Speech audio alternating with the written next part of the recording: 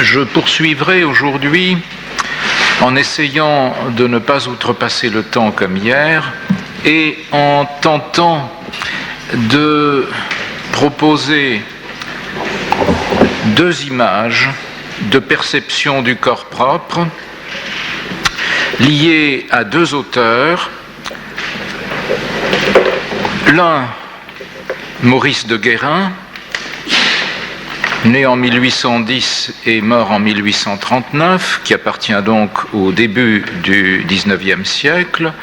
L'autre, Baudelaire, et c'est à divers textes de Baudelaire que je voudrais en appeler, mais plus particulièrement au deuxième poème du Spleen.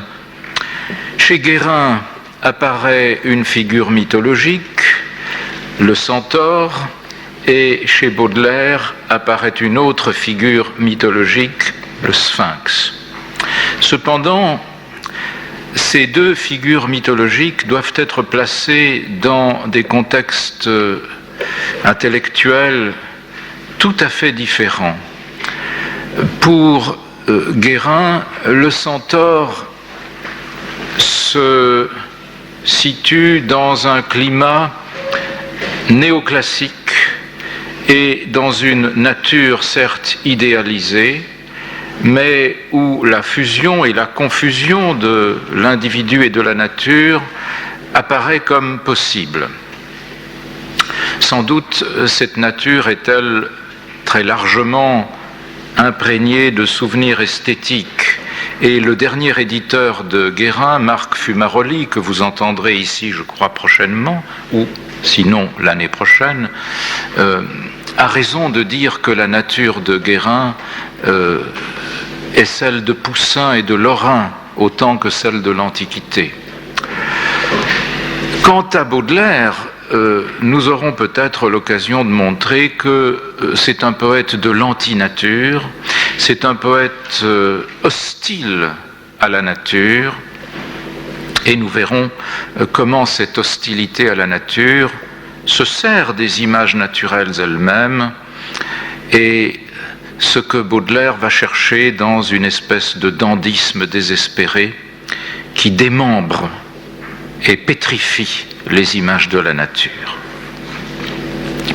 Il y aura donc en principe dans le parcours que je voudrais effectuer aujourd'hui une opposition essentielle entre un monde où la nature est encore accessible et où la communion avec la nature est encore un rêve possible, ouvert au poète, et un monde où l'individu se sent séparé de la nature, refuse la nature, ou la sent s'éloigner dans la grande ville, et du coup, il va percevoir son corps d'une autre manière.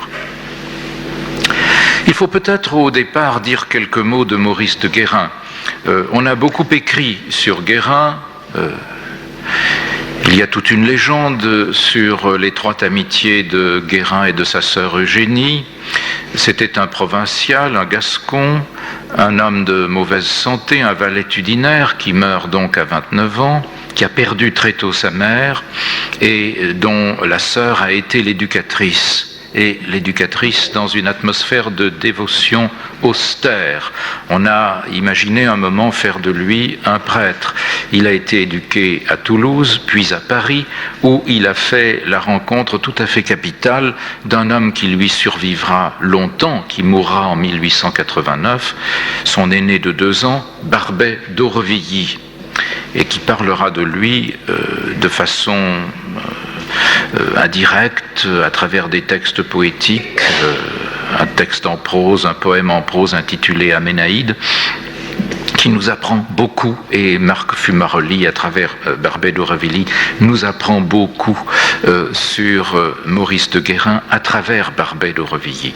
En fait, Barbet d'Aurevilly fut un peu l'éducateur de Maurice de Guérin dans le domaine du dandysme et de la vie parisienne.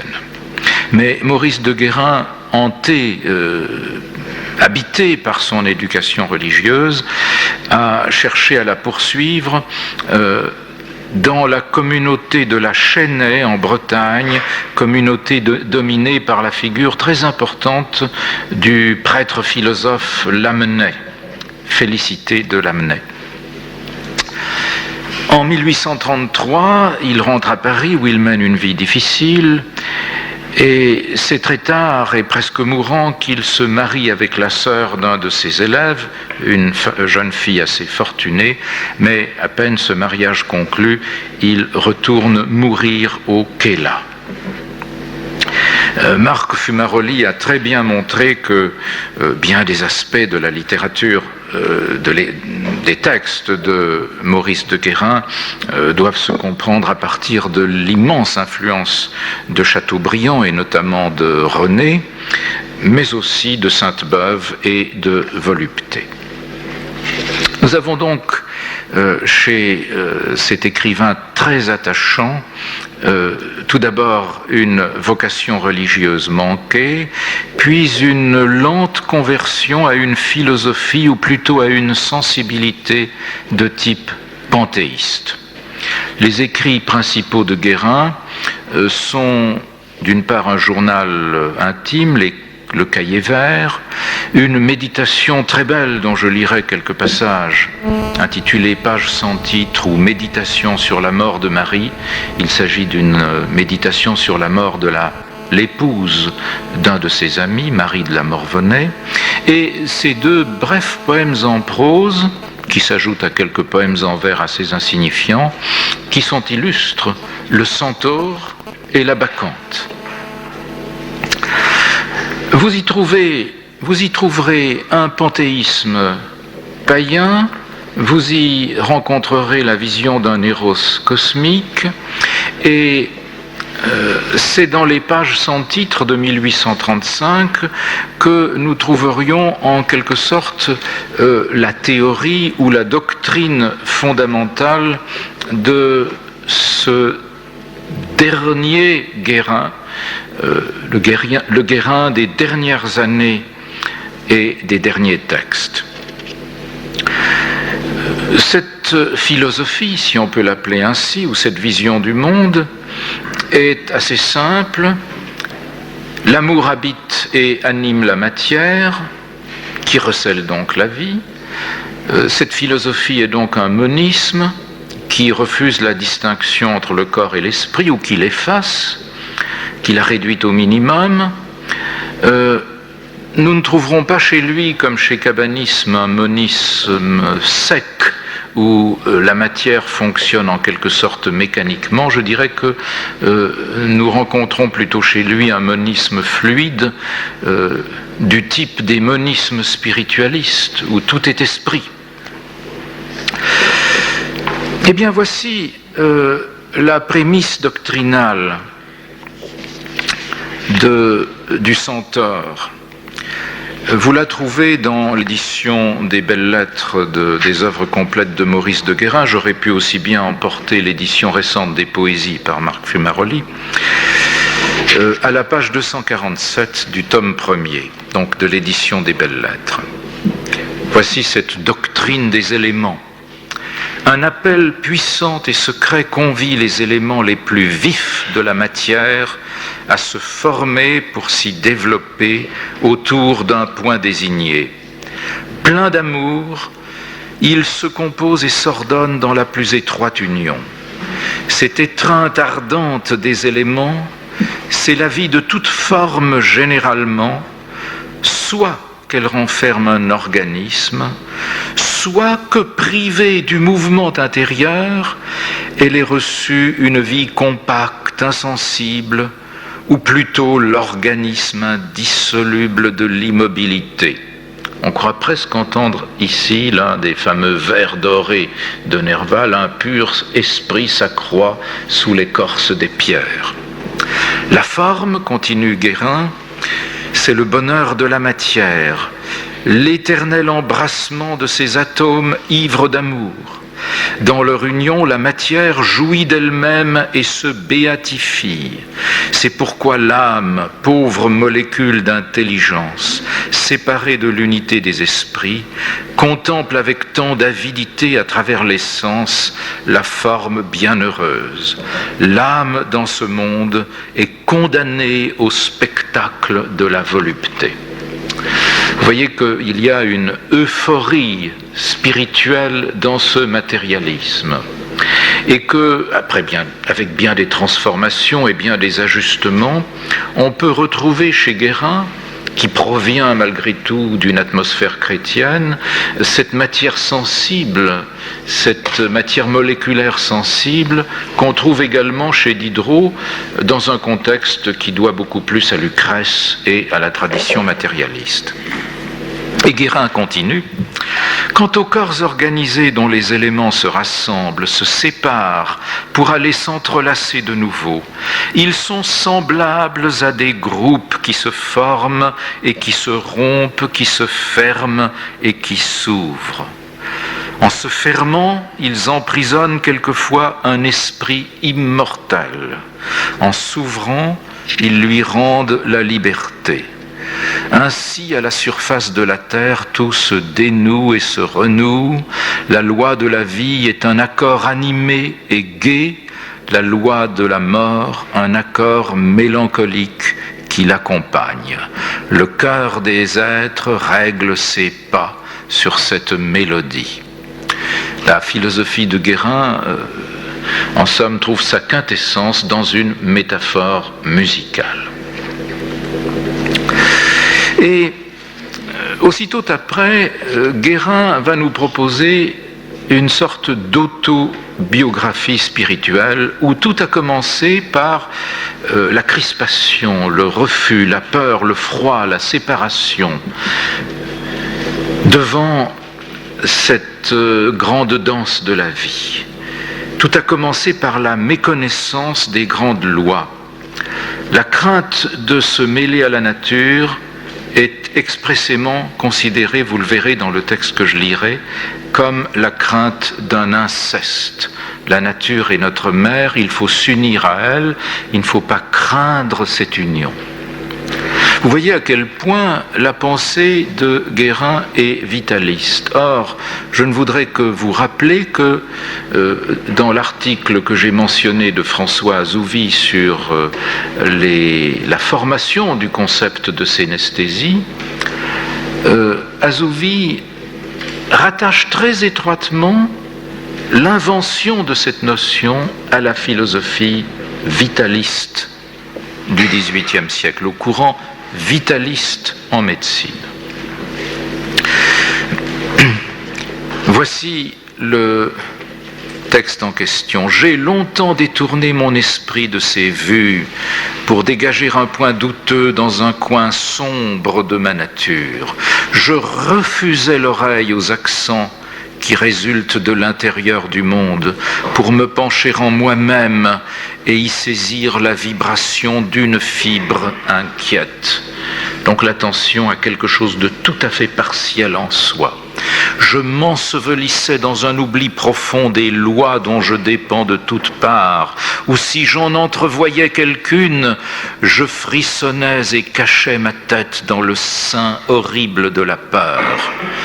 Comme l'insecte craintif et d'une habile méfiance qui ne sort qu'à demi de son asile quand la chaleur de l'air le séduit et le calme universel le rassure, je n'allais à la lumière qu'à de certains jours pour considérer quelques instants la trame de ma vie bien étendue sur ses appuis légers au doux soleil de ce monde.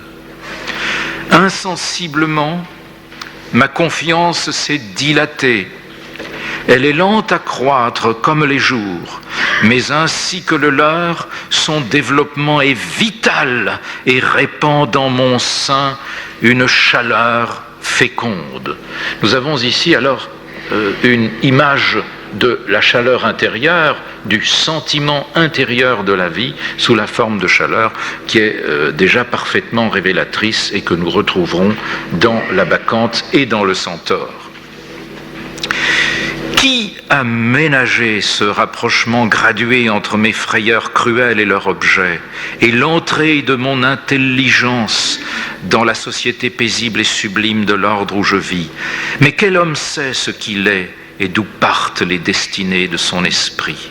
Sans doute, comme la terre, mon intelligence parcourt un cercle de saisons et de signes célestes.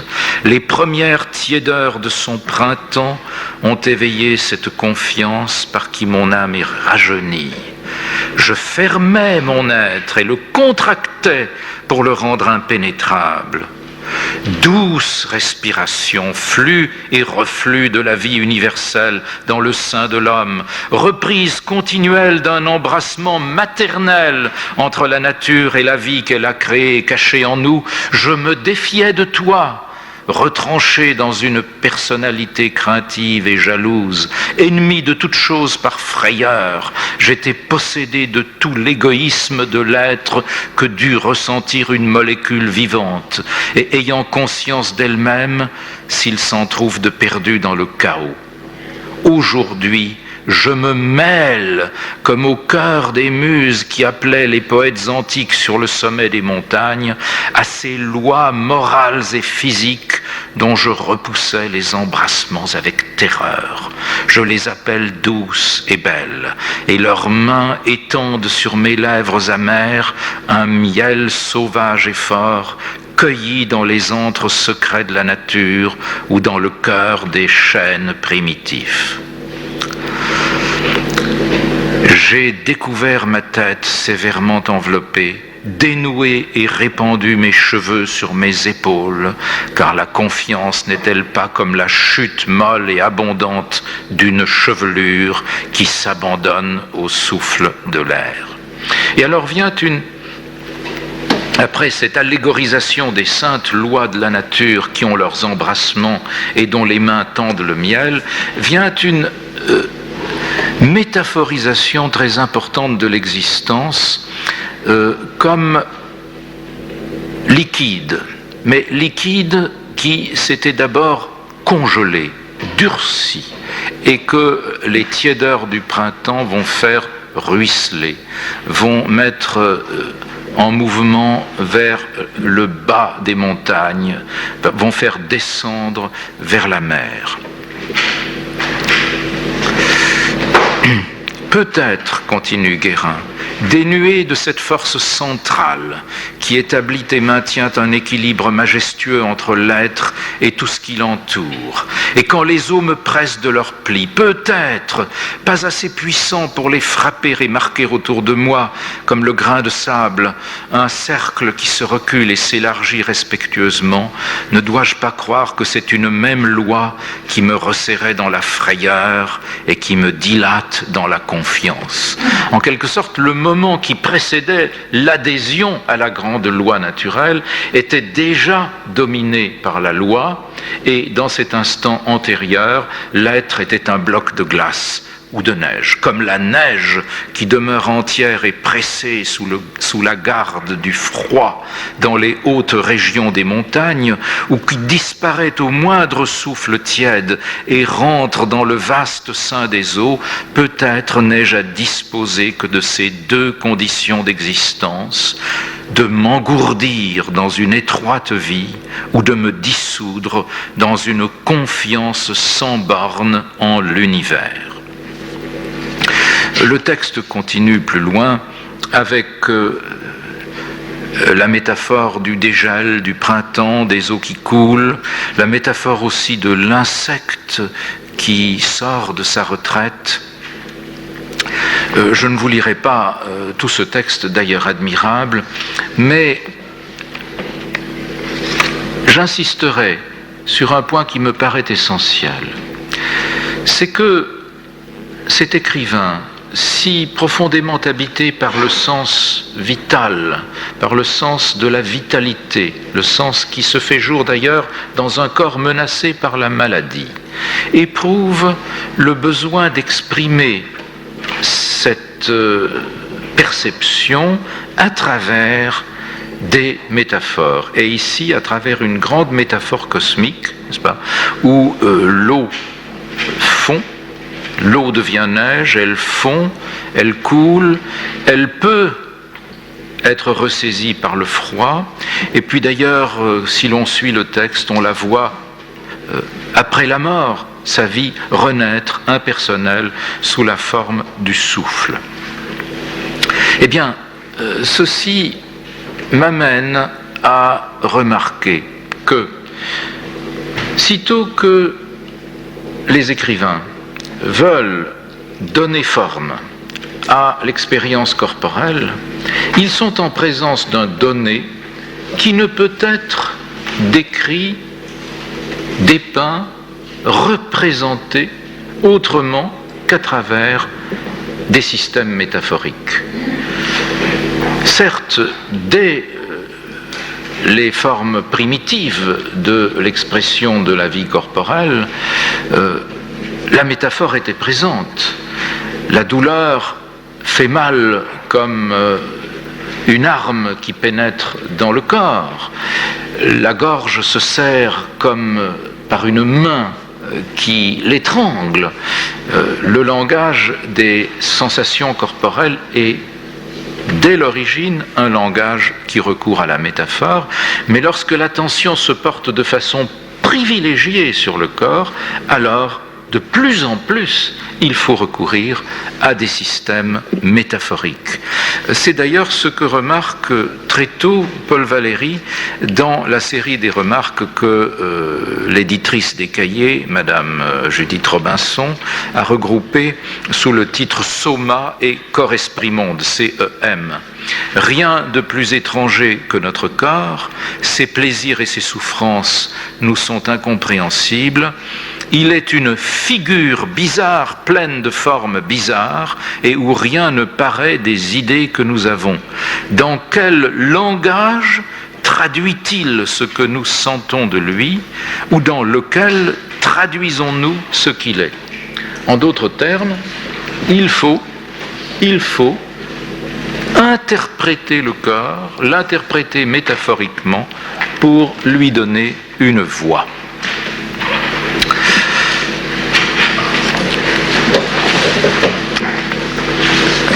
Nous sommes donc en présence d'un vitalisme, d'un monisme, d'un matérialisme où la vie est omniprésente, où la vie n'est ni celle de l'esprit matériel, ni celle du corps organisé comme chez un cabanis.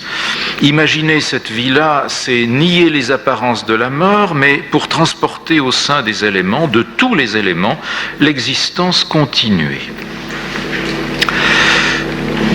Eh bien, on peut se demander ce qu'il va advenir en ce cas des trois registres de la perception établis par Descartes et réaffirmés par Ryle. Vous vous rappelez que chez Ryle, il y a d'une part une perception intellectuelle, mentale, une activité mentale, un sensus internus. Il y a d'autre part une perception du corps propre et une perception du monde extérieur. Ryle, comme beaucoup de physiologistes d'ailleurs, savent que cette distinction est abstraite et que à tous les instants de notre vie, ces trois registres sont mêlés. Mais avec une telle philosophie, chez Guérin, avec la philosophie que je viens d'exposer, ces divisions peuvent-elles persister? Est-ce que la pensée peut demeurer séparée de la vie interne du corps? Est-ce que la vie interne peut rester séparée de la vie du monde? Est-ce que la limite ou la grande tentation n'est pas de voir s'opérer une fusion extatique? Est-ce que ce n'est pas cela l'horizon entrevu au terme de l'essor imaginaire?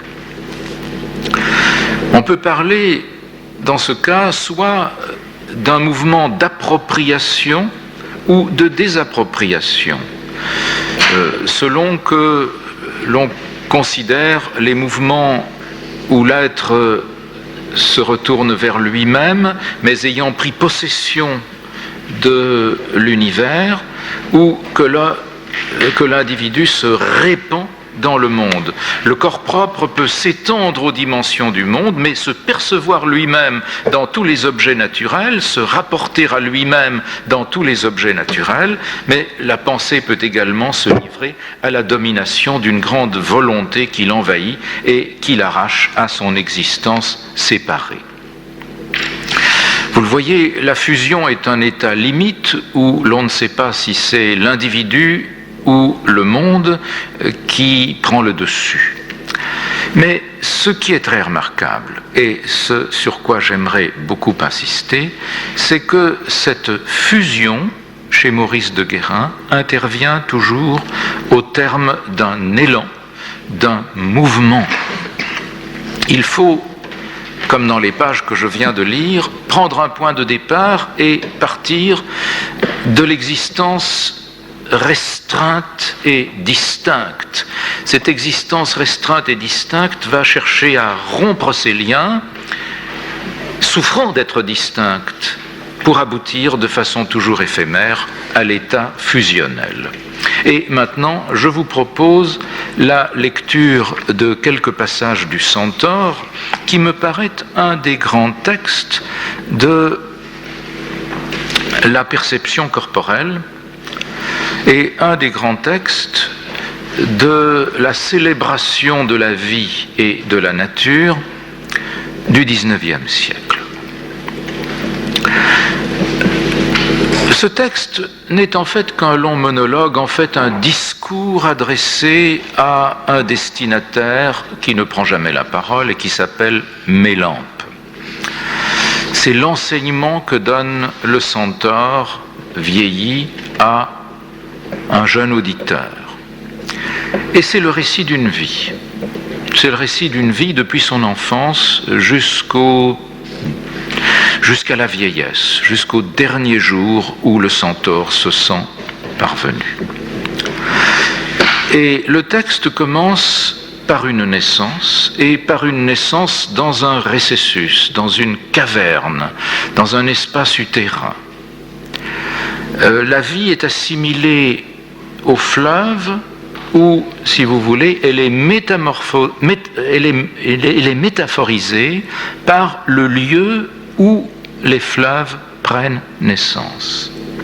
Et l'image du fleuve sera, au début du texte, relayée par l'image du lait puissant de la mer. J'ai reçu la naissance dans les antres de ces montagnes.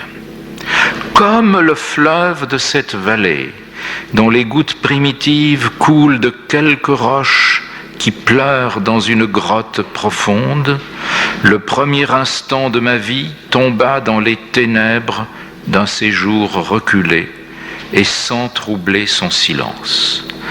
Quand nos mères approchent de leur délivrance, elles s'écartent vers les cavernes et dans le fond des plus sauvages, au plus épais de l'ombre, elles enfantent, sans élever une plainte, des fruits silencieux comme elles-mêmes.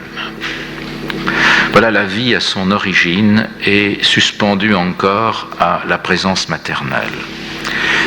Le texte continue. Leur lait puissant nous fait surmonter sans langueur ni lutte douteuse les premières difficultés de la vie. Cependant, nous sortons de nos cavernes plus tard que vous de vos berceaux.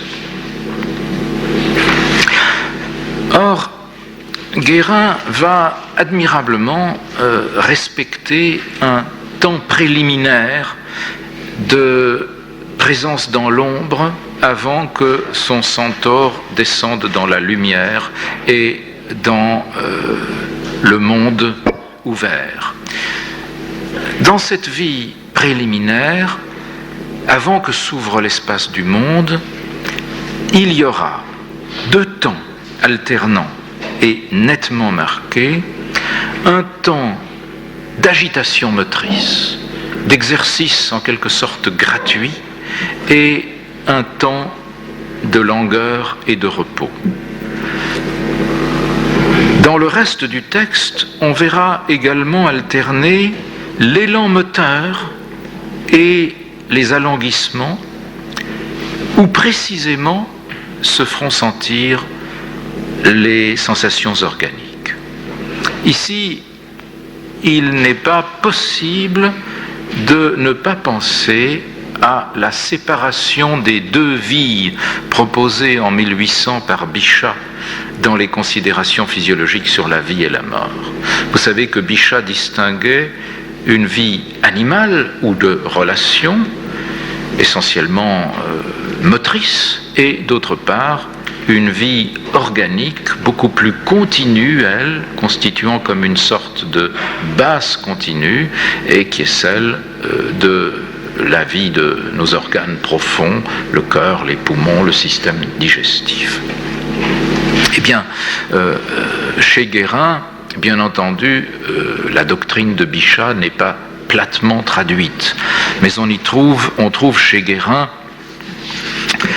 ces images merveilleuses de l'agitation et du repos.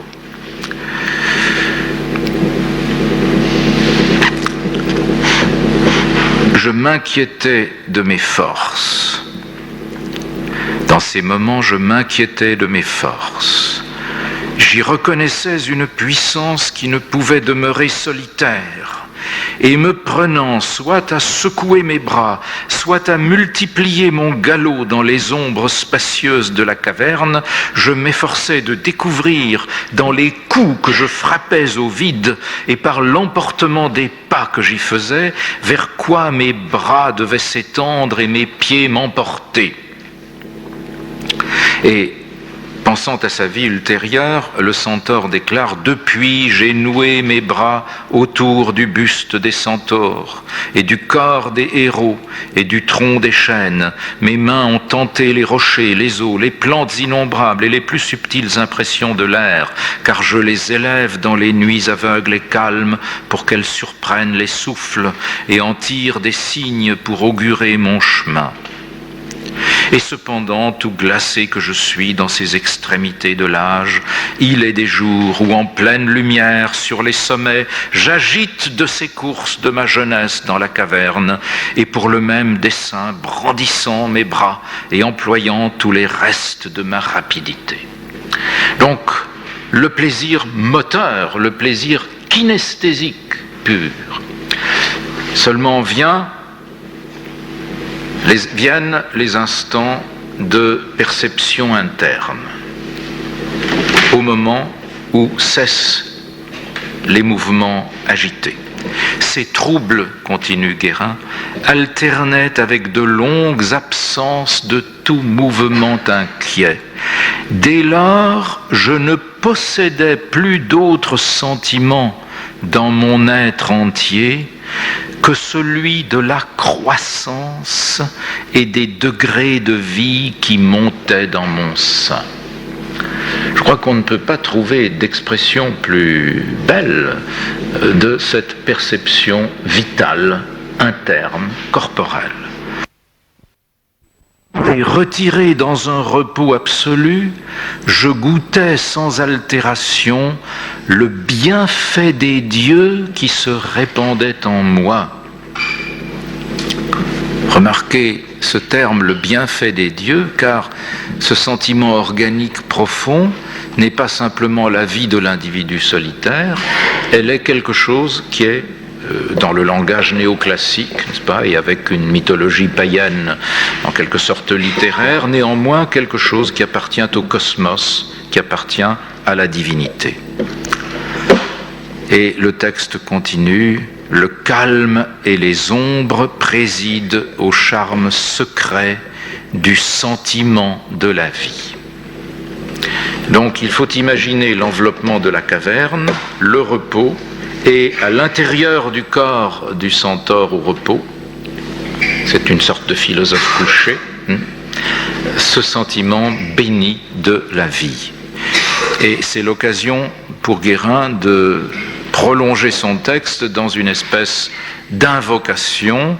Ombre qui habitez les cavernes de ces montagnes, je dois à vos soins silencieux l'éducation cachée qui m'a si fortement nourri, et d'avoir sous votre garde goûté la vie toute pure, et telle qu'elle me venait sortir sortant du sein des dieux. Quand je descendis de votre asile dans la lumière du jour, je chancelai et ne la saluai pas, car elle s'empara de moi avec violence, m'enivrant comme eût fait une liqueur funeste soudainement versée dans mon sein, et j'éprouvais que mon être, jusque-là si ferme et si simple, s'ébranlait et perdait beaucoup de lui-même, comme s'il eût dû se disperser dans les vents.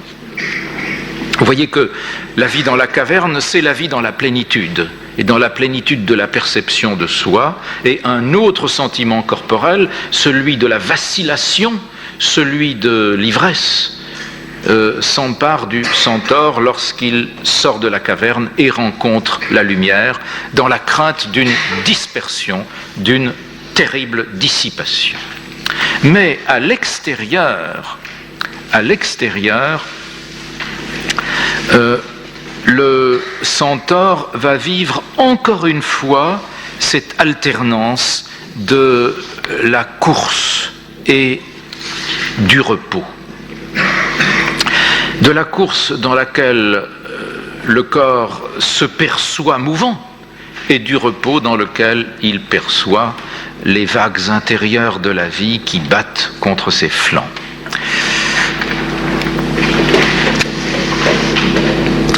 Ce n'est pas pour rien qu'au début de l'histoire de sa jeunesse, le centaure déclare « L'usage de ma jeunesse fut rapide et rempli d'agitation, je vivais de mouvement et ne connaissais pas de borne à mes pas. Dans la fierté de mes forces libres, j'errais, m'étendant de toutes parts dans ces déserts. » C'est donc d'abord la force dynamique, expansive qui prévaut. Survient aussi l'évocation d'une espèce de mouvement mixte, celui qui consiste à se laisser emporter par le fleuve, le bain nocturne dans le fleuve en agitant les bras au-dessus de l'eau. Là, il y a quelque chose qui est un mouvement partiellement passif et partiellement actif. Combien de fois, surpris par la nuit, j'ai suivi les courants sous les ombres qui se répandaient, déposant jusque dans le fond des vallées l'influence nocturne des dieux. Ma vie fougueuse se tempérait alors au point de ne laisser plus qu'un léger sentiment de mon existence, répandu par tout mon être avec une égale mesure, comme dans les eaux où je nageais, les lueurs de la déesse qui parcourent les nuits. Donc, la nage dans le fleuve, où le sentiment de l'existence dans le corps du centaure est semblable au reflet de la lune dans l'eau des fleuves. Mais la page suivante est peut-être plus importante. Elle a d'ailleurs été admirablement commentée par Jean-Pierre Richard dans l'une de ses études de mythologie romantique consacrée précisément à Guérin. Et c'est là que vous verrez alterner la violence de la course et, au moment où s'arrête le mouvement, l'intensité des battements intérieurs de la vie. Une inconstance sauvage et aveugle disposait de mes pas. Au milieu des courses les plus violentes, il m'arrivait de rompre subitement mon galop, comme si un abîme se fût rencontré à mes pieds, ou bien un dieu debout devant moi. Soudaine immobilité, n'est-ce pas? Mouvement frénétique, immobilité soudaine. À ce propos, bien que nous ne lisions pas le texte intitulé La Bacchante et où des phénomènes du même ordre sont visibles, je signalerai que les historiens qui se sont, ou les philosophes comme Otto, qui se sont intéressés au dionysisme, ont particulièrement souligné l'opposition, l'alternance dans l'expérience dionysiaque des états hypnoïdes, des états d'alanguissement et des états d'agitation. La ménade, c'est soit la danseuse frénétique, soit la figure réclinée et presque cataleptique que j'ai vue ce matin au Musée national, dans les peintures de Pompéi. Ces immobilités soudaines me laissaient ressentir ma vie. Je crois que là, nous touchons à une phrase tout à fait importante. C'est dans la cessation du mouvement, de la projection de l'être dans l'espace extérieur, que se fait soudain présente la sensation interne de la vie. Ces immobilités soudaines me laissaient ressentir ma vie tout ému par les emportements où j'étais.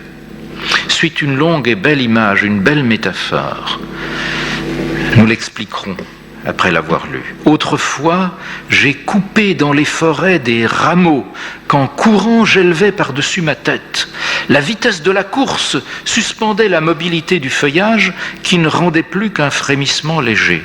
Mais au moindre repos, le vent et l'agitation rentraient dans le rameau qui reprenait le cours de ses murmures. Donc, à la course, le feuillage ne donne plus qu'un son très atténué. On n'entend rien. Et quand le bras qui porte le feuillage s'immobilise, alors, dans ces rameaux, le vent agite les feuilles et il y a ce bruissement qui se fait entendre. Et la comparaison est ainsi enchaînée. Ainsi, ma vie, à l'interruption subite des carrières impétueuses, des carrières c'est les courses, n'est-ce pas, des carrières impétueuses que je fournissais à travers ces vallées, frémissait dans tout mon sein. Je l'entendais courir en bouillonnant et rouler le feu qu'elle avait pris dans l'espace ardemment franchi. Donc tout se passe comme si la course extérieure se renouvelait comme une espèce de course intérieure. Je l'entendais courir en bouillonnant et rouler le feu qu'elle avait pris dans l'espace ardemment franchi.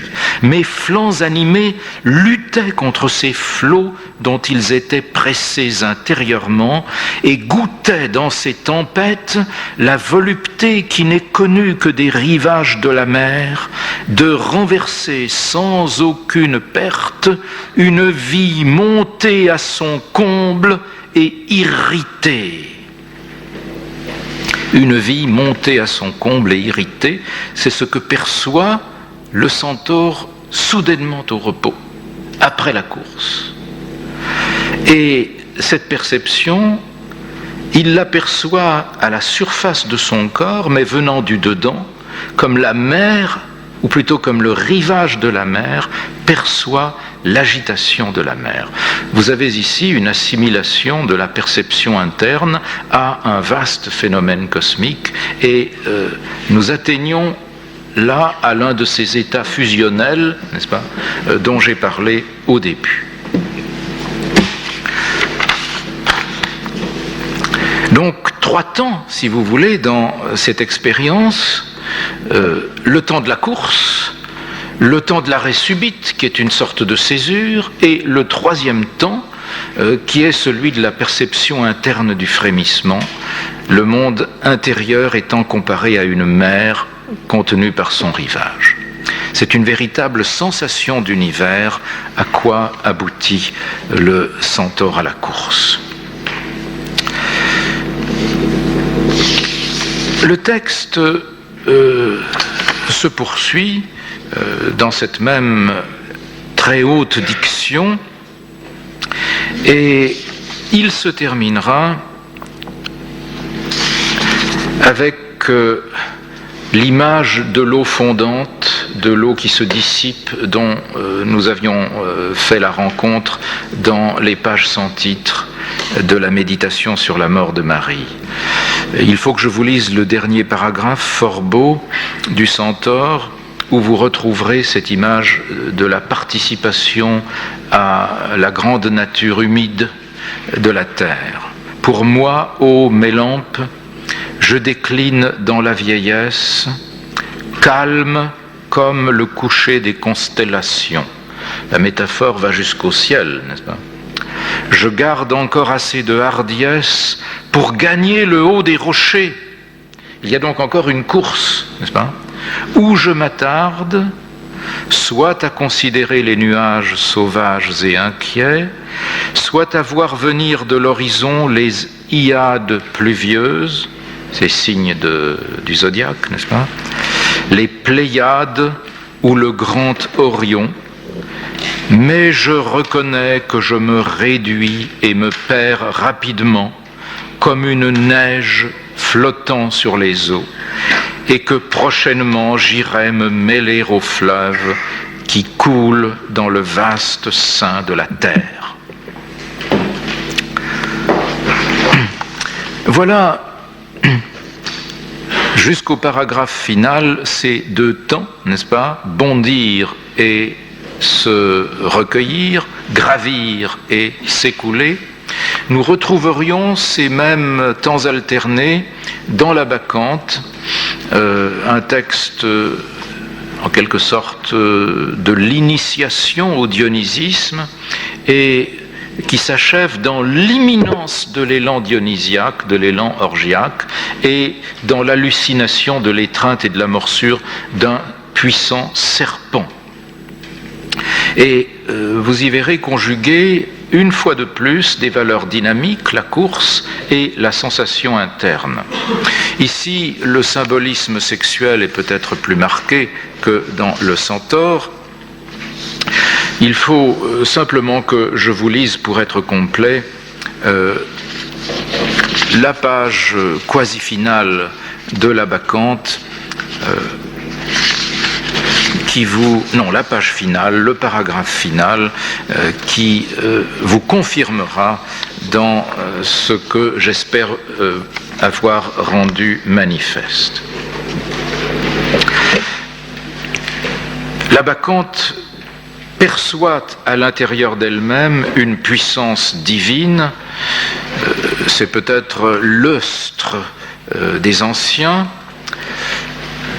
et ce qu'elle perçoit est quelque chose qu'elle compare à un rayon de soleil qui aurait pénétré dans son corps, mais il vaut mieux que je lise le texte comme il se donne au lecteur. Pour moi, qui ignorais encore le Dieu, je courais en désordre dans les campagnes. Voilà encore la course. Emportant dans ma fuite un serpent qui ne pouvait être reconnu de la main, mais dont je me sentais parcouru tout entière. Le serpent ressemble assez à celui qui mord le sein de la jeune parque. Semblable à un rayon de soleil, conduit en repli autour d'un mortel par la puissance des dieux, ses nœuds, les nœuds du serpent, m'enlaçaient d'une chaleur subtile qui irritait mes esprits et chassait mes pas comme un aiguillon. J'allais, accusant Bacchus et songeant aux flots de la mer où je me croyais contrainte, mais le Dieu eut dans peu de temps épuisé mes pas. Incliné vers la chute, j'implorais la terre qui donne le repos. Voyez, après l'élan, c'est le besoin du repos, quand le serpent, redoublant ses nœuds, attacha dans mon sein une longue morsure. La douleur n'entra pas dans mon flanc déchiré. Ce fut le calme et une sorte de langueur, comme si le serpent eût trempé son dard dans la coupe de Cybèle. Il s'éleva dans mon esprit une flamme aussi tranquille que les lueurs nourries durant la nuit sur un autel sauvage érigé aux divinités des montagnes.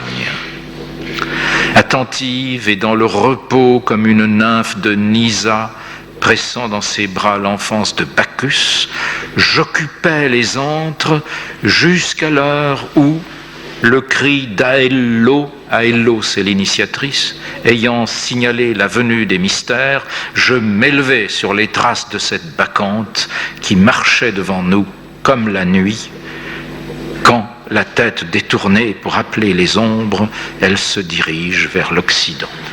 Nous avons là une grande image, n'est-ce pas, du jour et de la nuit, qu'il faudrait ici conjuguer avec les images du corps. Je crois vous avoir dit dans ma première leçon que Valérie écrivait quelque part très profondément le jour et la nuit le jour et le corps, deux grandes puissances.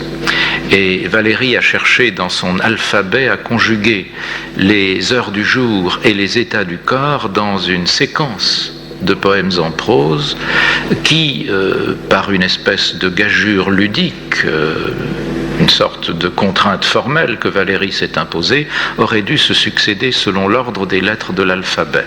A, B, C, D, E.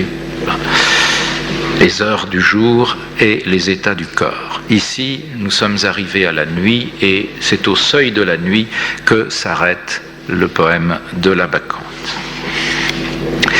Mais vous le voyez, dans l'univers de Guérin, la fusion avec les énergies naturelles, la présence du Dieu en nous et le mélange de notre corps mourant avec les grands éléments naturels, tout cela apparaît comme une réalité que la poésie, évidemment, nous impose.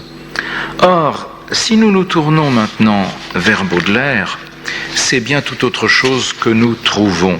Et à ces textes de Guérin, j'aimerais opposer l'un des premiers poèmes des Fleurs du Mal qui consacre, si j'ose dire, la séparation et le divorce avec l'Antiquité, si chère encore à l'esprit néoclassique, si proche de l'esprit néoclassique, malgré ce qu'il y a de nostalgie et déjà de séparation dans l'esprit néoclassique, ce texte de Baudelaire qui insiste sur une modernité difforme. Et le texte que je vous lirai, vous le verrez, n'est pas un texte sur la perception du corps propre, c'est un texte sur la vision du corps d'autrui, du corps des autres. Et cela nous achemine cependant vers d'autres textes où il sera question du corps de Baudelaire. Ce que Baudelaire, vous allez le voir dans un instant, perçoit dans la modernité, c'est la monstruosité, c'est la maladie, c'est la difformité, alors que le cœur des muses, le cœur des formes éternelles danse encore dans le texte de Guérin. Chez Baudelaire, c'est tout autre chose. Eh bien, je prendrai les Fleurs du Mal au poème numéro 5, que vous connaissez sans doute fort bien. Il commence par une évocation à demi ironique des époques nues, c'est-à-dire de l'Antiquité, de cette Antiquité chantée par Winckelmann et par les néoclassiques. Il passe ensuite à une évocation à la Daumier des corps que l'on peut apercevoir dans les bains parisiens. Le bain froid-chevrier, par exemple, celui dont Mérion a dessiné l'extérieur, mais dont nombre de caricatures de Daumier représentent les scènes. Et le poème s'achève par une espèce d'évocation des compensations en quelque sorte réflexives que l'époque moderne peut trouver à la perte de la nature et à la présence de la maladie. 3 temps donc. Voici le premier temps. J'aime le souvenir de ces époques nues, dont Phébus se plaisait à dorer les statues. Alors, l'homme et la femme, en leur agilité, jouissaient sans mensonge et sans anxiété, et le ciel amoureux leur caressant l'échine, exerçait la santé de leur noble machine. Si belle alors, fertile en produits généreux, ne trouvez point ses fils un poids trop onéreux. Mais loup, vos cœurs gonflés de tendresse commune, abreuvaient l'univers à ses tétines brunes. L'homme, élégant, robuste et fort, avait le droit d'être fier des beautés qui le nommaient leur roi. Fruit pur de tout outrage et vierge de gerçures, dont la chair lisse et ferme appelait les morsures. Voici le premier temps, n'est-ce pas, qui évoque l'amour innocent, qui nomme Cybèle, comme Guérin l'a nommé, mais qui glisse, j'aurais pu vous montrer quelques traits stylistiques tout à fait caractéristiques, qui glisse dans cette évocation de l'Antiquité déjà des traits d'ironie. Ainsi, caresser l'échine, c'est caresser l'échine d'un animal. La noble machine, c'est utiliser un terme du XVIIIe siècle pour caractériser le corps, n'est-ce pas, et qui fait tache dans l'évocation du passé païen. Les tendresses communes ont peut-être aussi une connotation ironique. Néanmoins, n'est-ce pas, c'est l'évocation d'un monde sans péché et d'un monde où l'amour est la morsure dans un fruit qui n'a pas été empoisonné. Mais vient à la fois la maladie, l'utilitarisme, l'âge industriel et bien entendu tous les poisons du corps, y compris bien entendu cette syphilis dont Baudelaire mourra. Le poète aujourd'hui, quand il veut concevoir ses natives grandeurs, aux lieux où se font voir la nudité de l'homme et celle de la femme, ces lieux, ce sont précisément les bains publics, n'est-ce pas ? Le poète sent un froid ténébreux envelopper son âme devant ce noir tableau plein d'épouvantement. Donc, s'il y a une sensation corporelle dans ce poème, c'est le froid ténébreux que le poète éprouve en regardant les corps de la civilisation industrielle, ces corps que notre athlétisme et notre culture physique, n'est-ce pas, nos joggers veulent améliorer. Ô monstruosité pleurant leurs vêtements, ô ridicule tronc, torse digne des masques, ô pauvres corps tordus, maigres, ventrus ou flasques, que le Dieu de l'utile, implacable et serein, enfant, emmaillota dans ses langes d'airain. Et vous, femmes, hélas, pâles comme des cierges, que ronge et que nourrit la débauche, et vous, vierges, du vice maternel traînant l'hérédité et toutes les hideurs de la fécondité. L'apostrophe à la femme, n'est-ce pas, c'est l'apostrophe à la femme vérolée et chlorotique, n'est-ce pas, souffrant d'anémie, pâle comme des cierges. Ailleurs, évoquant la muse malade, il y aura des images à peu près analogues dans le poème de Baudelaire. Ma pauvre muse, hélas, qu'as-tu donc ce matin? Tes yeux creux sont peuplés de visions nocturnes et je vois tour à tour réfléchis sur ton teint la folie et l'horreur froide et taciturne. Mais voici le moment, dirons-nous, de la synthèse ou de la réparation ou de la compensation chez Baudelaire et qui est toute réflexive.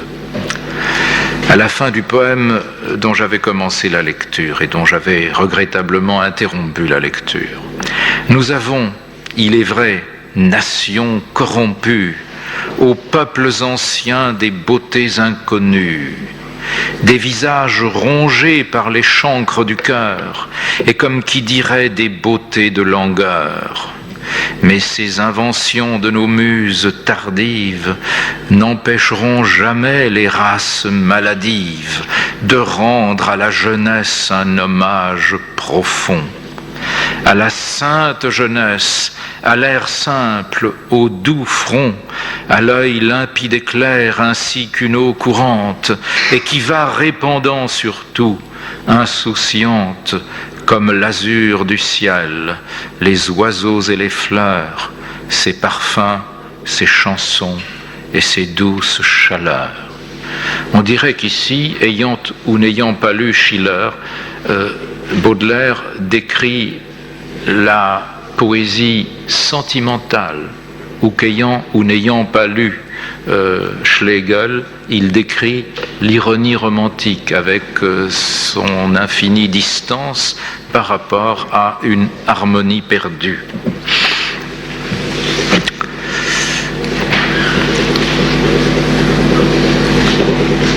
Or, que sera la conscience du corps chez Baudelaire? J'ai évoqué la muse malade, et c'est déjà quelque chose comme un alter ego féminisé de soi-même que Baudelaire décrit sous la forme d'un être malade. Il faudrait évoquer les monstres rabougris que dès le début des Fleurs du Mal l'on rencontre, ou bien même l'albatros boiteux du fameux poème L'Albatros, n'est-ce pas? Il faudrait insister en fait sur la bizarre conscience du corps à protéger qu'implique le dandysme chanté par Baudelaire. S'il faut ainsi se vêtir, s'il faut ainsi se métamorphoser par les artifices de la toilette, c'est que le corps ne peut se montrer tel qu'il est. C'est que le corps est atteint dans son tréfonds et qu'il a besoin de masques et de toilettes. C'est qu'il a besoin chez les femmes du rouge et du fard, chez les hommes de tout l'appareil de l'élégance du dandy. Et je n'aurai pas de peine à vous proposer les textes où l'anxiété de Baudelaire à l'occasion de son corps, au sujet de son corps, se manifeste. Que de textes des carnets parlent de vertige, parlent de recettes de médecine à appliquer de toute urgence pour réparer les délabrements du corps. Que de textes parlent de mauvais sommeil, de douleur et de pesanteur à l'estomac. Ainsi, dans une lettre à sa mère, « Aucune de mes infirmités ne m'a quitté, ni les rhumatismes, les douleurs articulaires en tout cas. Et sachez que Baudelaire meurt à 45 ou 46 ans.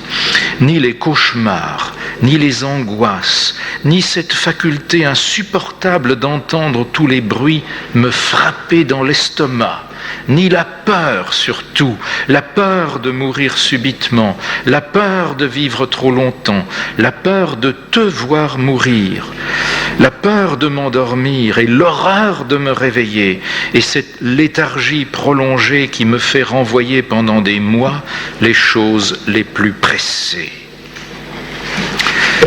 J'ai eu l'occasion de traiter dans une autre étude qui est apparue dans le recueil sur le rêve de la Fondazione Cini de ces fantasmes de Baudelaire, notamment de ce fantasme d'un corps déjà mort et voué à se survivre éternellement, n'est-ce pas, cette immortalité mélancolique qui me paraît si intéressante à étudier, non seulement chez Baudelaire, mais également dans des histoires comme celle du chasseur Gracchus de Kafka.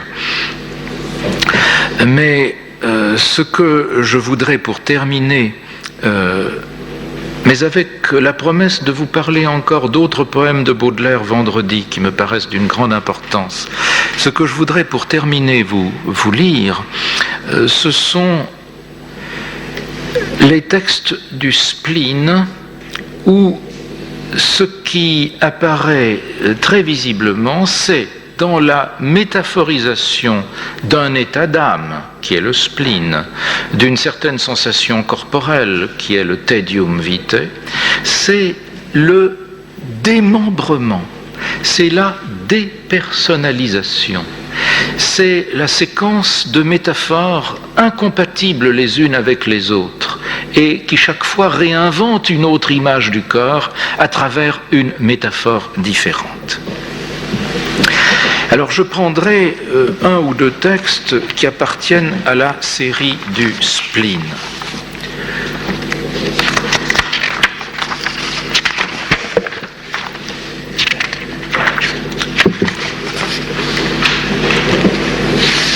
Dans La cloche fêlée,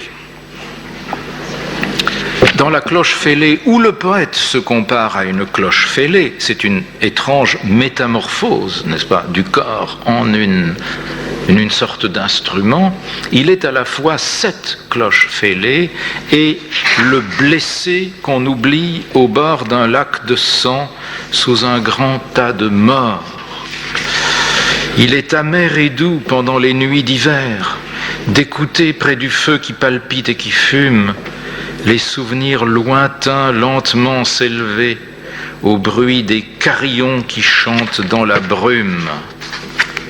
Bienheureuse la cloche au gosier vigoureux, qui malgré sa vieillesse alerte et bien portante, jette fidèlement son cri religieux, ainsi qu'un vieux soldat qui veille sous la tente. Il y a là comme une humanisation, comme une allégorisation de la cloche, n'est-ce pas, devenue un vieux soldat.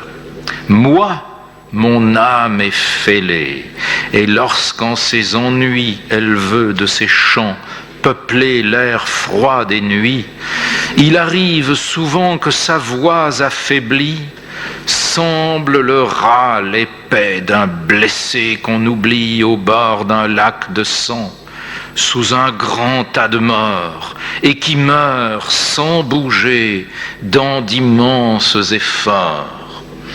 Ici, le sentiment corporel, n'est-ce pas, c'est le sentiment du corps blessé, du corps mourant, et du corps qui n'en finit pas de mourir, dont la mort n'a jamais lieu, et toujours dans ce dernier vers, en train de mourir, dans d'immenses efforts. Puis vient le premier poème du spleen, dont je ne suis pas le premier à constater que le poète est absent. Il n'y a pas de jeu lyrique, et pourtant le poème s'intitule Spleen. C'est un poème de la dépersonnalisation. Le spleen est figuré par un certain nombre de représentants, qui sont tous des délégués du poète, des substituts du poète, et où finalement le corps du poète est parti à travers toute une série d'images. Pluviose, c'est le mois des pluies dans le calendrier républicain. Pluviose, irrité contre la ville entière, de son urne à grands flots verse un froid ténébreux aux pâles habitants du voisin cimetière, et la mortalité sur les faubourgs brumeux.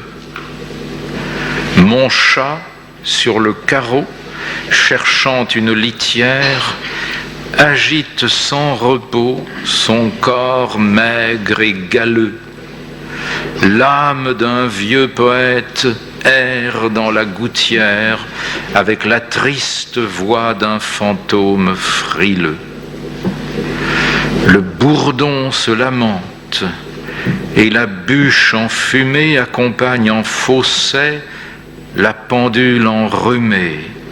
Cependant qu'en un jeu plein de sales parfums, héritage fatal d'une vieille hydropique, le beau valet de cœur et la dame de pique causent sinistrement de leurs amours défunts.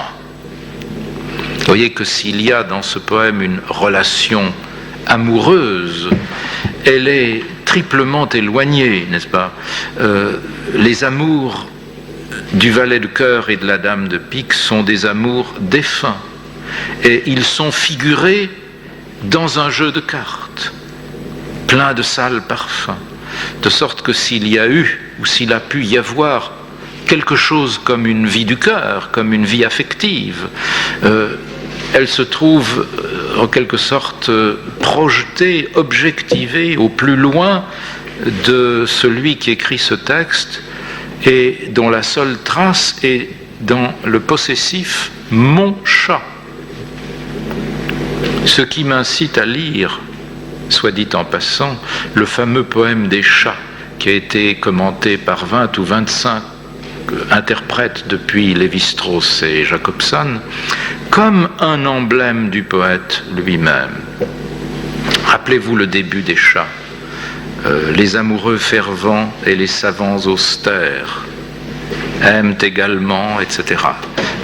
Le chat est présenté comme l'objet d'amour des amoureux fervents et des savants austères. Mais souvenez-vous que dans le projet d'épilogue des Fleurs du Mal, pour une édition qui n'a pas eu lieu, mais dans un texte qui a été conservé, Baudelaire prend le Seigneur à témoin qu'il a fait son devoir comme un parfait chimiste et comme une âme sainte. Un parfait chimiste, c'est un savant austère. Une âme sainte, c'est un amoureux fervent, n'est-ce pas ? Il y a donc comme une duplication de l'être de Baudelaire en deux types qui sont également lui-même l'amoureux fervent et le savant austère, ou si vous voulez l'âme sainte et le parfait chimiste, et le chat apparaît comme l'objet d'amour, mais en tant qu'objet d'amour, quelque chose comme un alter ego du poète. Mais ici, dans le second poème du spleen, sur quoi je vais achever cette leçon, nous aurons une plus complète dépersonnalisation et aussi une plus complète métaphorisation du corps propre. Et c'est cela qui va nous faire aboutir au Sphinx. C'est l'admirable poème intitulé Spleen, comme le précédent, et qui commence par ce vers « J'ai plus de souvenirs que si j'avais 1000 ans ». Vous verrez dans la suite de ce poème les équivalences qui représentent celui qui dit « je », presque toujours déployer une relation contenant-contenu d'un très grand intérêt, parce que le corps est toujours plus grand que ce qu'il contient, ou bien plus petit que ce qui le contient. Il y a toujours quelque chose comme une disproportion. Disproportion marquée par le comparatif initial. J'ai plus de souvenirs que si j'avais 1000 ans. Et ces comparaisons disproportionnelles, n'est-ce pas, vont se poursuivre. Vous verrez apparaître moins de secrets que mon triste cerveau, plus de morts que la force commune, etc. Alors je lis le poème maintenant. J'ai plus de souvenirs que si j'avais 1000 ans. Un gros meuble à tiroir, encombré de bilans, de vers, de billets doux, de procès, de romances, avec de lourds cheveux roulés dans des quittances, cache moins de secrets que mon triste cerveau. C'est une pyramide, un immense caveau qui contient plus de morts que la fosse commune. Je suis un cimetière abhorré de la lune, où comme des remords se traînent de longs vers qui s'acharnent toujours sur mes morts les plus chers.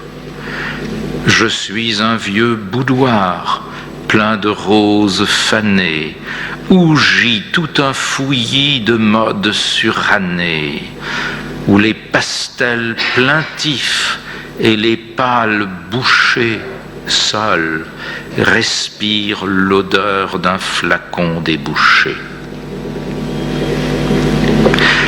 Rien n'égale en longueur les boiteuses journées, quand sous les lourds flocons des neigeuses années, l'ennui, fruit de la morne incuriosité, prend les proportions de l'immortalité.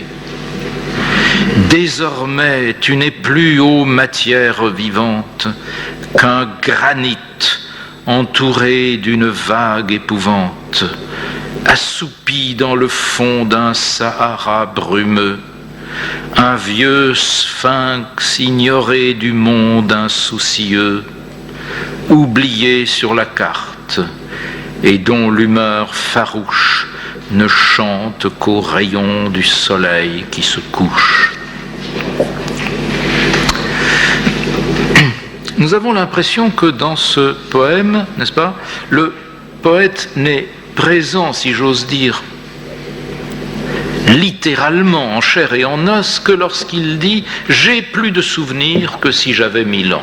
Mais à partir de l'hyperbole « si j'avais 1000 ans », se déclenche toute la série des métaphores ou des comparaisons, n'est-ce pas, qui du cerveau font un gros meuble à tiroir encombré de différents objets, de tout un beau désordre, comme dit Jauss à propos de ce poème. Mais parmi ces objets, il y a les vestiges de l'amour. Que reste-t-il de relations amoureuses? Que reste-t-il de la vie de relations? Le poète est seul dans ce poème, n'est-ce pas? Il n'y a pas d'amante, il n'y a pas de personne aimée. Il y a simplement ce qui reste, les reliques de l'amour, des vers, des billets doux, mais mêlés aussi aux témoignages de difficultés financières, quittances, procès, n'est-ce pas, et de lourds cheveux roulés dans des quittances. Cette espèce d'oxymore, n'est-ce pas, qui condense ce passé de dette et d'amour défunt. Évidemment, toutes les incarnations successives du poète sont funèbres, n'est-ce pas? Le tiroir, le meuble à tiroir est lui-même déjà une espèce de cercueil pour ses reliques. Ensuite vient plus explicitement la pyramide et l'immense caveau. Il faut savoir que dans les projets de cimetières très connus du début du XIXe siècle, qui ont abouti finalement à la construction du cimetière du Père-Lachaise, les architectes avaient prévu, très hantés qu'ils étaient par les images égyptiennes, la pyramide comme emblème central du cimetière, comme image à la fois de la mort et de l'éternité. C'est une pyramide, un immense caveau, et cette fois, le poète, avec son spleen, s'assimile lui-même à un contenant dont le contenu est la mort. Je suis un cimetière, et les êtres aimés deviennent cette fois non plus ceux qui ont laissé ces reliques, mais mes morts les plus chers. Et on retrouve les vers, mais ici avec un jeu de mots, cette fois-ci ce sont les vers qui se nourrissent des cadavres et non plus les vers et les billets doux. Puis vient une autre métaphore de contenant et de contenu, où une fois encore la féminité est allusivement évoquée, n'est-ce pas? C'est le vieux boudoir, car le boudoir est le lieu de la femme, les roses fanées et les modes surannées appartiennent à une féminité perdue, à un être féminin perdu, les pastels plaintifs et les pâles bouchés. Pensez au peintre Boucher, qui est essentiellement le peintre de la féminité frivole, n'est-ce pas? Puis apparaît l'odeur d'un flacon débouché, c'est-à-dire le parfum. De tout cela, il n'y a encore une fois que des vestiges ou des représentations défuntes. Suit un blanc et une espèce d'agrandissement, d'allongement, qui se marque par l'allongement des mots qui font presque à eux seuls un hémistiche. Prend les proportions de l'immortalité, l'ennui fruit de la morne incuriosité, 6 pieds, n'est-ce pas, en faisant la diérèse. Un immense agrandissement, déjà la pyramide de la première partie agrandissait l'être dans des proportions extraordinaires, et finalement, le poète apostrophe son propre corps en l'appelant matière vivante et en comparant ce corps à un sphinx perdu dans le Sahara brumeux, mais ignoré du monde insoucieux, oublié sur la carte. Aucun cartographe ne l'a enregistré.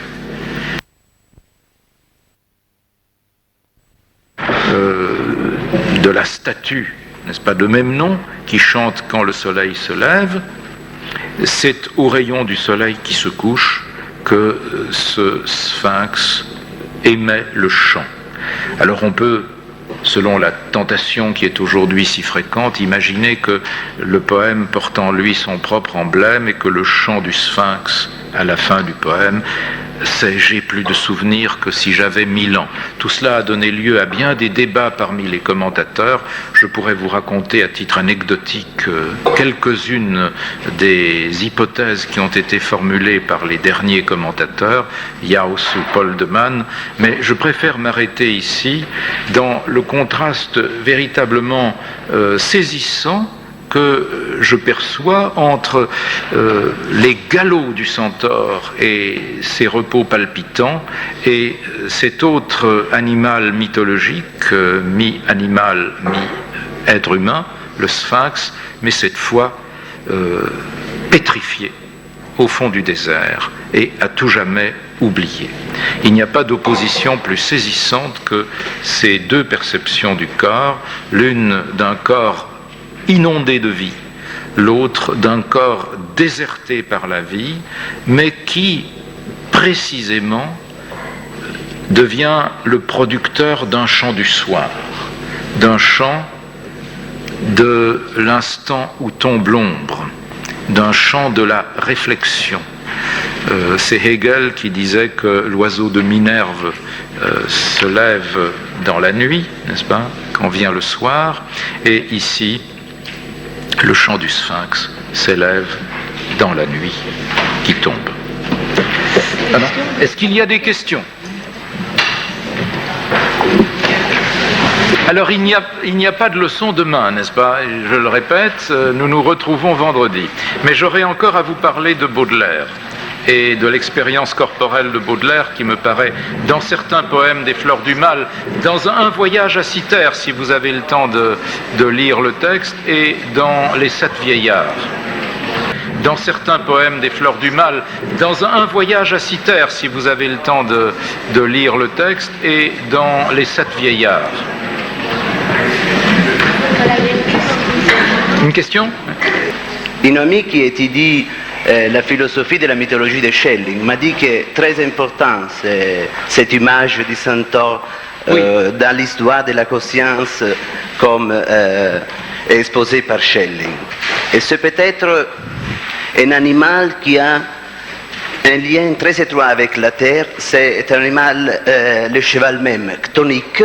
Oui. Et alors, on pourrait dire que tous ces mouvements, cette agitation dans les centaures, c'est une sorte peut-être de figue de la mer qui ne trouve pas une solution. Autrement, dans la sphinx, peut-être c'est le même problème. Hein, parce que aussi c'est la sphinx qui a posé la question à Édipe.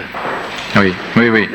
C'est ce rapport entre le corps et par rapport à la mer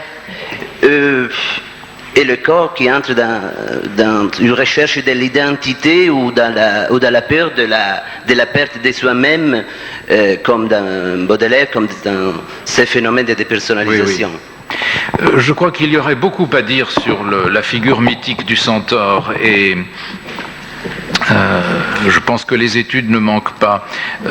En fait, il aurait fallu évoquer les centaures de la peinture du 19e siècle, y compris ceux de Böckling et de Klinger qui apparaissent vers la fin du siècle. Il aurait fallu aussi signaler que la soirée avec Monsieur Teste se passe... donc le texte de Valéry, a été imprimé dans une revue éphémère qui a duré 2 ans, une assez belle revue intitulée Le Centaure, n'est-ce pas? Donc les symbolistes avaient eux aussi une fascination de la figure du centaure. Et sans doute le centaure de Guérin n'est-il de loin pas le seul de la littérature du XIXe siècle. Peut-être Guérin connaissait-il, je ne saurais vous l'assurer, ce qui avait été traduit en français de Kreutzer, n'est-ce pas, et de la philosophie de la mythologie. Et là, il y a peut-être des souvenirs évidents, quoique malgré tout, l'éducation classique de Guérin pouvait avoir passé, là je me risque, par la lecture de Pindare et est-ce bien la 7e Pitique, où il est question de l'éducation d'Asclépios par le centaure Chiron, n'est-ce pas?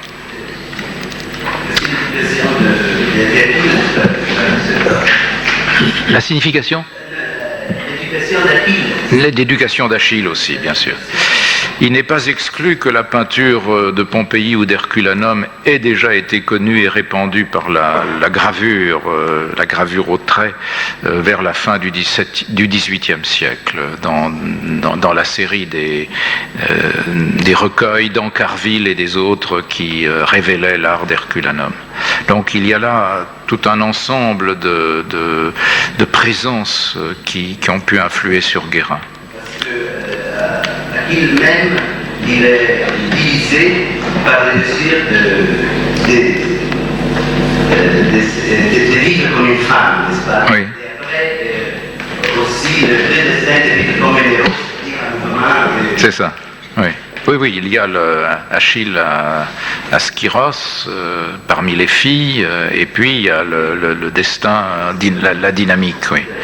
Oui, il y a là toute une série de motifs qui me paraissent du plus grand intérêt, mais dans le cas de Guérin, ce qui m'a frappé, n'est-ce pas, c'est qu'une des premières grandes expressions du sentiment interne du corps, de la vie dans le corps, prend place dans ce poème du Centaure.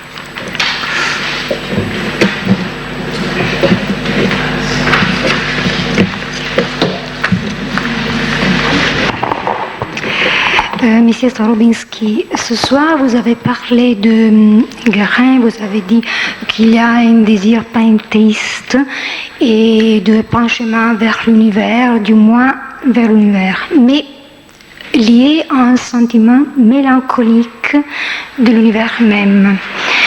Après, vous avez parlé de Baudelaire et là aussi, il y a une quête de la nature, de l'univers, mais toujours liée à une sensation mélancolique, à un sens mélancolique de la réalité même. Bon, j'ai constaté que plusieurs artistes qui désirent fortement la nature et décrire la nature ont toujours ce sentiment mélancolique. Par exemple, Dürer, pour faire un exemple. Et plus ils ont cherché de cette nature, et plus il semblait que cette nature s'éloignait. Bon, alors je crois que effectivement, il y a dans certains penseurs et artistes dans l'histoire une sensation, une conscience d'une sorte d'écart, du moins par rapport à la réalité. Et cette sensation d'écart, d'ailleurs, et on cherche de la recouvrir avec une activité artistique qui cherche justement de métaphoriser ce désir. Et alors, je voudrais savoir la recherche du corps, ce Gemeingefühl, enfin, si se manifeste au fur et à mesure qu'on prend conscience de la perte du corps. Par exemple, vous avez parlé de la masque qui marque, et surtout chez Baudelaire, la perte du corps. Donc, alors, ce sens corporel, cette recherche, cette quête du corps, n'est pas la révélation, on pourrait ainsi dire, du contraire, c'est-à-dire de la conscience de la perte du corps. Et alors, si ça c'est vrai, quelle est la solution? C'est-à-dire une renouvelée méditation sur le corps hors des catégories jusqu'ici employées, ou bien prendre conscience de l'écart par rapport à la nature, la réalité au corps, et se limiter à métaphoriser à l'infini ce désir de la nature, de la réalité du corps. Donc, c'est de voir quel vous pensez. Merci.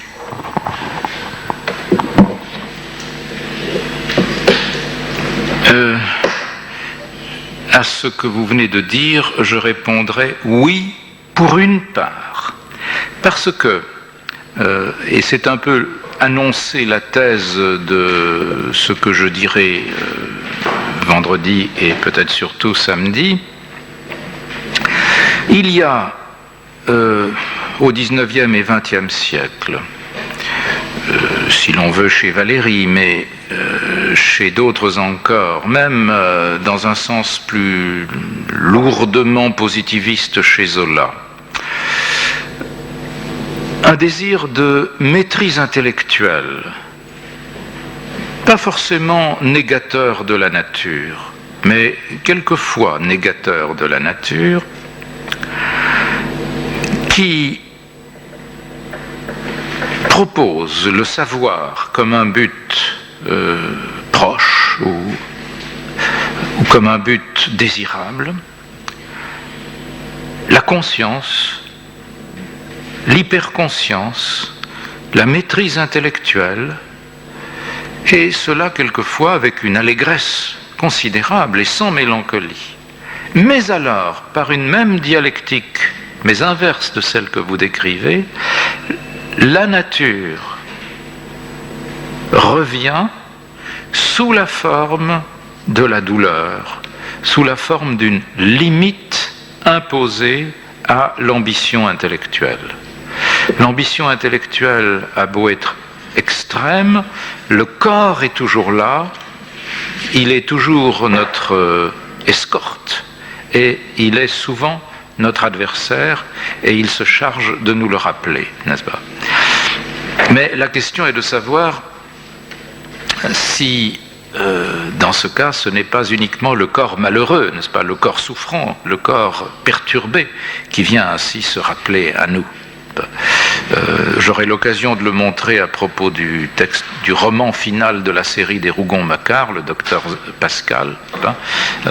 C'est d'une part un chant d'amour, n'est-ce pas, un chant, un épithalame entre un vieil homme et une jeune fille qui est sa nièce d'ailleurs et qui va lui donner un enfant.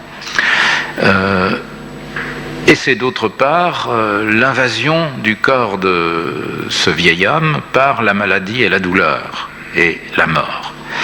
Donc nous avons dans un même texte, n'est-ce pas, d'un côté une volonté de célébration de la vie et de maîtrise intellectuelle des phénomènes de la vie, et le rappel des limites inévitables que le corps impose à toutes nos ambitions.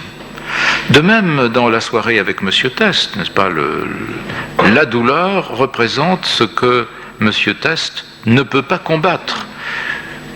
Je combats tout, dit Test, excepté la douleur, passer certaines limites.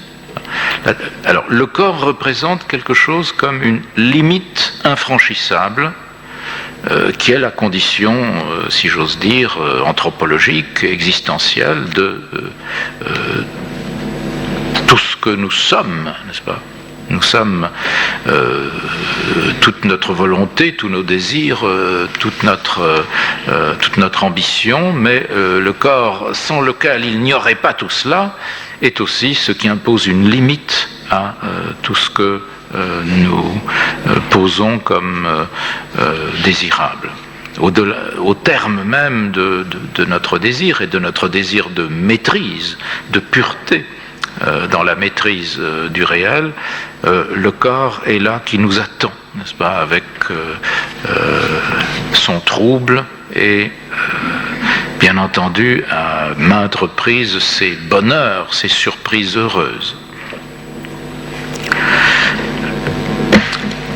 Mais ce que vous disiez tout à l'heure n'est pas sans rejoindre, je crois, des remarques que j'avais faites au début, touchant la nature perdue. Il est évident que autour de nous, la science et ses applications techniques règnent avec